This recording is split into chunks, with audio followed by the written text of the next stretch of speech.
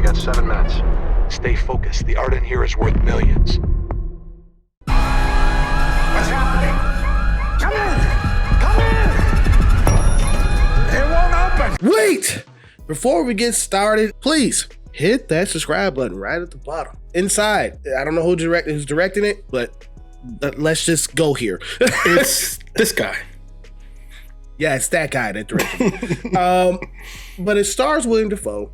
He is an art thief, and he cares about art so much to where he goes into this $1 million high rise and this very, very multi-million dollar high rise. Multi. Yeah. Yeah.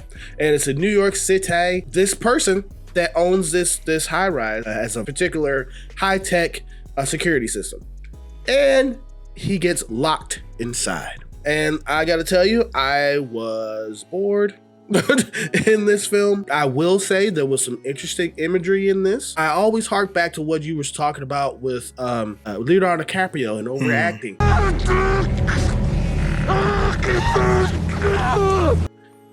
I kind of feel Willem Defoe did that a lot in this. I think you're right about that. Now, you said you were bored. I do think, and this is going to be controversial for some people who choose to watch this film. It was a shock to me, but you said you were bored, and I think that is the point. You are supposed to be bored, and you're supposed to be bored because Willem Dafoe is bored. And the reason why he's bored is, like you said, he gets locked in this fancy apartment with no food, no water, no nothing, and the owner is in like Kazakhstan or something. He's away for a very, very long time. Matter of fact, as the movie goes on, I guess some spoilers here, sorry. It appears he's been gone for like up to a year or more. Like he's gone. Just like all movies, there is a text and a subtext, right? The text on top that everybody can see is Willem Dafoe's trapped in an apartment and he's trying to get out. The subtext of this film, what the film is really about, it's about art and it's about the creative process. Where does the creative process come from? How does it get there? And the movie explains to you that creativity comes through pain, right? I think this movie trying to tell you pain. And and as the movie goes on, Willem Dafoe starts off in a panic. How do I get out? Oh my God, how do I get out? And then he gets bored, and then he gets creative. So he starts off being destructive, tearing the place apart. Once all his basic needs have been met, he figures out how to eat. He figures out how to get some water. He gets thumb twiddling bored, and then he starts to doodle. Then his doodles turn into a humongous mural. And then this humongous mural turns into a gigantic landscape. And they turn into paintings. He's becoming more and more artistic, more and more creative. By the end, he's wearing like some kind of crazy outfit made from like the drapes. And like things are poking out of his head. And he's got like some sort of he's almost got like almost like a pseudo-religious mural on the wall. And his paintings and his artwork gets more and more extreme as the movie goes on. And I find that very fascinating. But the issue is the movie's boring on purpose, right? Because it's trying to explain to you that having all your basic needs met and then having nothing else to do, you become creative. The movie goes into some detail, I suppose. This isn't really explicit, right? Like I said, this is the subtext about how this is something special that humans do. Because while Willem Dafoe is trapped, there is also a pigeon that's also trapped on the deck. And he somehow got into the netting. He's trapped there too. And once the pigeon realizes he can't get out, the pigeon just lays down and waits for death. Where Willem Defoe does not. Willem Defoe creates, right? He starts making all kind of crazy masterpieces and all kind of stuff. And it's like, this is a specific, I think the movie's trying to say this is a specifically human reaction. It's all wrapped inside a very dull, strange movie. It's a point that's in this film to where he sees like a way out. It's like a skylight. And he starts building this huge freaking structure to be able to get up there. And you're like, man, that thing, like he'll probably be able to get out, just bust that thing open. But no, he chips at the side of this thing, and then there's freaking bolts and screws around this thing. And you're like, oh, another obstacle. I still felt bored watching that. And like you said, the film was making you, it's supposed to be bored. And when he was building that tower, I was wondering, what is the movie trying to tell me about this tower? I think there's another layer to this film. There's like a religious, pseudo-religious thing going on here, where I'm like, yeah, he's stuck in the high rise, But where is he really? I think the movie was trying to say he's kind of in hell and he needs to claw his way out of hell. And that's why his redemption, his way out was up, right? He had to climb up. I think he was trying to dig his way out of a metaphorical hell. Because he kept singing this song about heaven towards the end of it. Exactly. So like some stuff like that, interesting stuff. And like I don't want people to think I didn't get the movie. Like I got it. I just wasn't wild about it. We talked before about how Saw, the first Saw movie, takes place in one room, and you think you understand those four walls, but as the movie goes on, you realize you don't. Right? There's things behind the walls, or little things under this floorboard, or whatever, and that does not. I kind of expect that to happen in this film, but that does not happen here. The walls that you see are the walls that you see. There is one little area that was unexplored that he goes to later, but that didn't really hold. I didn't see a lot of importance to that room to me.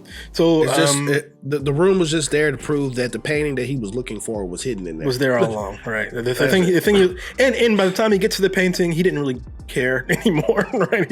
He had his own artwork that he was dealing with. He had his own dramas of how to get out of this apartment. So the movie has interesting themes. And actually, I think some of these themes are profound with the origins of the creative process and things like that. I think it's really interesting. But the movie itself, the actual text of the film itself, is a little slow, a little boring, and it's hard for me to force myself to be bored. And if I knew that going in, I wouldn't have watched this movie. Right. We want to talk about another film that took place in one spot. The Whale. The Whale took place in majority one spot, but what made that film interesting was the character of Charlie, right? And Brendan Fraser's performance, and his performance, and everyone else that was around him. And then, like you said, with Saw, there was other things that's in Whale that like other little things about the room that he couldn't really go into because he was having memories of it. And what else with the bird that was outside? That symbolism. It was other interesting things to go with that. Right. It was just Willem Defoe with a bird and a lot of poop. Pounds and pounds of poop. And like the camera shows the poop, and then the shot just holds. And I'm sitting here in a theater with, I got a 30-foot tall screen full of shit. I'm like, wow. But here's what I don't understand. Why was the water turned off and the plumbing was turned off? Yeah, I don't know. That's logistically, I don't understand that either. Like, why have the plumbing off like that? And I guess maybe the gas, I can understand maybe it being off, but I don't know. And I guess they're trying to explain the reason why the apartment had these crazy swings and temperature was because he broke the thermometer thing in the beginning. Yeah. But yeah, I don't know. It was almost like this place was purposefully made to like kill a man. I don't know. Yeah. The door itself was this freaking art piece that you can't hear no one from the outside in. He can't even slide a piece of paper under the door. Nothing. No. He was having this thing with this housekeeper where he wanted to get her attention, and he was watching her on the cameras and stuff because this art billionaire had a line into all the cameras around the whole facility. He was watching. Why did he have that anyway? That's so creepy to me. But he was watching her. She was up near the door. He couldn't, contact her through this. This is a death trap. This whole place this house is a death trap. Yeah, I guess. But again, like I said, I think that is the text of the film, and I don't think you're supposed to focus too much on it. I think that's the only reason why I think they never explain any of that kind of stuff. I think the movie says it's not important, and the movie doesn't bother explaining it. And you're just supposed to be focusing on Willem Defoe discovering his own inner artist, his own creative passions, and all that stuff. And the movie begins and ends with like a voiceover with Willem Defoe saying, "My mother always asked me," or something like that. His mother. Because that was in the beginning and that was at the end, yeah. Right. What would happen if your house burned down? What would you save? And he said, I'd save my kitty cat, and I'd save AC/DC record. Yeah, AC/DC record. and I'd save my art book, my drawing book. And he says, because art is forever. And I'm like, all right, a little on the nose. Boom. Okay, I see what this movie's about. And that's pretty much what the movie's explaining. Like why art is forever, why art is special, why art is unique. according to this film, to only humans. And I think that's kind of cool. That's kind of interesting. But it's not enough to carry you to the film. No. And it wasn't even explained why he hated the billionaire so much. I don't think he cared about the billionaire in the beginning. I think he grew to hate the billionaire because he was blaming him for being stuck in the apartment. In there. Right, because his art journey starts with the doodle on the billionaire's portrait. He draws the billionaire as the devil with horns, and a tail and all that stuff. But then as we go on, his doodles become much more elaborate. This film is going to be a forgettable one for me. If I'm looking at it from the perspective as an artist myself, the art itself was interesting. Some of the pieces that I saw, it just wasn't enough. The surface area stuff of him trying to get out of there, it could have been more interesting, but it was just boring the heck out of me, man. I'm gonna go ahead and give this film a D. A D, wow. I'm gonna give this one a C. I guess I didn't dislike it as much as you did.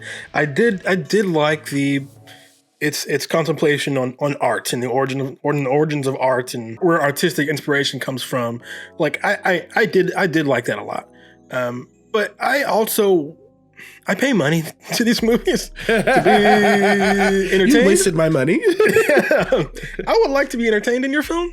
If you're gonna be preachy at me, I guess that's okay sometimes. But you gotta at least give me something to hang my hat on so I can justify my expenditure here. The fact that the film is purposefully boring. Maybe I'm shallow, but I found that insulting. I don't like movies that are purposefully boring. I think that's not fair. I don't think that's right. To go to the theater and pay money and set aside time in your day to be bored that's tough, man. I get it, I do, but I don't want to be bored. That's not my thing. Do you recommend people seeing this film? Tough. No, not while it's in the theater. Maybe when it's on streaming, perhaps. Just know what you're getting into. This is a purposefully dull film with, in my opinion, some interesting themes. I do not recommend seeing this film in theaters, but more importantly, do you recommend this film? Have you seen Inside? Let us know down in the comments below. Cats die. Music fades. But art is for keeps. Thank you so much for clicking on this video. We really do appreciate it. If you are new to seeing our ugly mugs and you would like to see some more of this ugly mugs, please click that subscribe button right down there. All right. Ain't that ugly? Damn. No, we're not. If you liked our rating and review, please hit that thumbs up. It really does help out the channel. Or you can hit that thumbs down, whichever you choose. It is your opinion. Just remember one thing, it's mostly wrong. See you in another video.